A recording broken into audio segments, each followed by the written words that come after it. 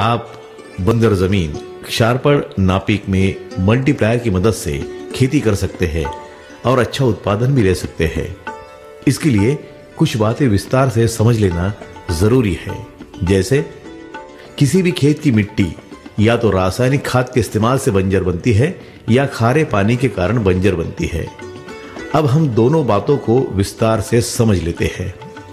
Urea की थैली पर लिखा होता है 46% यूरिया, मतलब उसमें यूरिया 46% के साथ 54% साल्टी मटेरियल होता है। उसी प्रकार जब आप सिंगल सुपर फास्फेट खाद डालते हैं, उसकी थैली पर लिखा होता है 16% सिंगल सुपर फास्फेट, मतलब 100 किलो फास्फेट में 84 किलो साल्टी मटेरियल होता है। जब जब यह खाद मिट्टी में डाला जाता है, इसमें जो साल्टी मटेरियल होता है वो मिट्टी के अंदर रहने वाले सूक्ष्म जीवाणुओं को मार डालता है। खाद डालने का काम 1968 से चल रहा है। धीरे धीरे सूक्ष्म जीवाणु मरते जा रहे हैं। जिस मिट्टी के सूक्ष्म जीवाणु ज्यादा संख्या में मर जाते हैं, वह मिट्टी बंजर हो जाती है। उसमें कुछ भी पैदा होना बंद हो जाता है। कुछ खेतों में तो घास तक पैदा नहीं होती।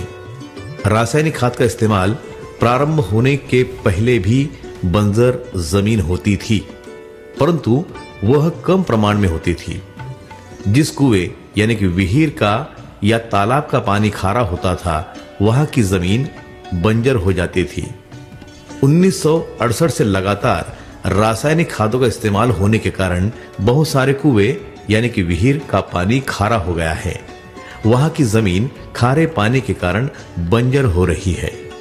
खारे पानी के लिए अब वाटर कंडीशनर बन गए हैं। आप एक बार लगा दो, कोई मेंटेनेंस का खर्च नहीं। मतलब खारे पानी से जमीन बंजर होना हम रोक सकते हैं। और जो जमीन बंजर हो गई है, उसको हम मल्टीप्लायर की मदद से फिर से उपजाऊ बना सकते हैं। मल्टीप्लायर मिट्टी में जीवाणुओं की संख्या को तुरंत प्रभाव से बढ़ने का काम प्रारंभ करता है।